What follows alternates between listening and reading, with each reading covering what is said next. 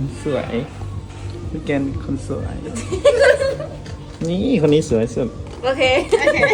สวยไหมมินิเจอร์ร้านเราครับนั่นนะร้านอิงของเราสวยๆทั้งนั้นเลยสาวลูกครึ่งนะครับวันนี้มาเป็นมือปืนมาสักร้านข้างนอกนะครับฝรั่งร้านระดับโลกอีกแล้วร้านอิงเครื่องปั่นหมึกของสโลนะครับอันนี้เป็นงานโคเวอร์นะครับทับรอยเก่านี่พี่ชายเขาบอกว่าเกสจัดให้หน่อยอยากทับรอยเดิมอันนี้ก็บรรเลงเลยนะครับอาจจะเข้มกว่าต้นฉบับหน่อยเพราะพี่ชายของเราบอกว่าทำยังไงก็ได้ให้กลบรอยเก่าให้ได้เยอะที่สุดผมก็พยายามไล่เฉดให้เข้ากันนะครับหน้าก็จะมีเขียวๆหน่อยนิดนึงก็พยายามทำให้ดูว่าเป็นโจ๊กเกอร์นะครับไม่ใช่โจ๊กสามย่านนะครับไม่ใช่โจ๊กหมูทองนะครับ